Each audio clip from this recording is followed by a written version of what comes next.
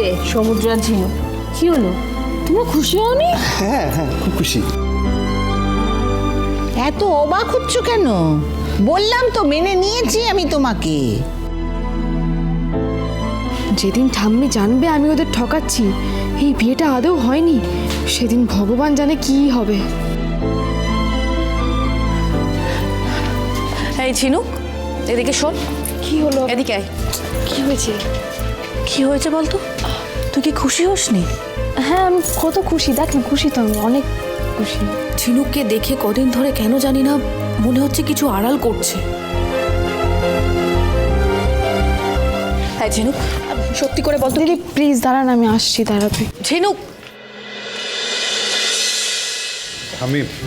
আমি বেরোচ্ছি, আমার একটা মিটিং আছে। না না দাঁড়াও, ওকে উপহার দিয়েছি বলে কি তোমাদের উপহার দেবো না নাকি? তোমাদের জন্য উপহার আছে আমার। বড় বৌমা, ওকে মানে তাকে দেখ না এই তো এসে গেছে। এই যে মা।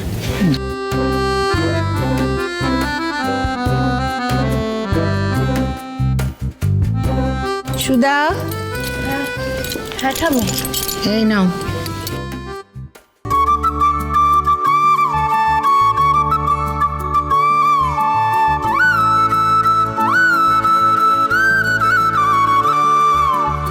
এইটা আমাদের দেশের বাড়ির চাবি, বুঝলে? আজ 20 বছর আমরা কেউ দেশের বাড়ি যাইনি। জানো রাধামা, আগে ওই মকর সংক্রান্তি উপলক্ষে কি ধুমধাম করে পুজো হতো বলো, কত লোক আসতো, বাড়িতে খেত, কত স্মৃতি। এতগুলো বছর ওই বাড়িটা তালা বন্ধ হয়ে পড়ে আছে। তার একটা কারণও আছে। আসলে আমাদের বাড়ির কুলদেবতার মন্দির থেকে না লক্ষ্মী প্রতিমা চুরি হয়ে গেছিল। জানো, কোষ্টি পাথরের লক্ষ্মী ঠাকুর ছিল আমাদের। কি সুন্দর দেখতে, মায়ের গলায় সোনার হার, তার মধ্যে হিরে, মুক্ত, পান্না, চুনি সব কিছু বসানো। ও বাবা, সে তো অনেক অমূল্য।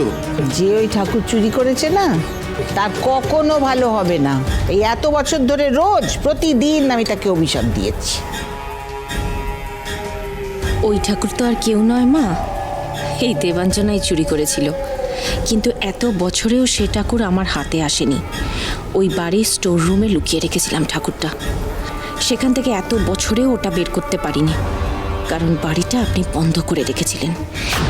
এবার এই মূর্তি আমাকে বার করে আনতে হবে।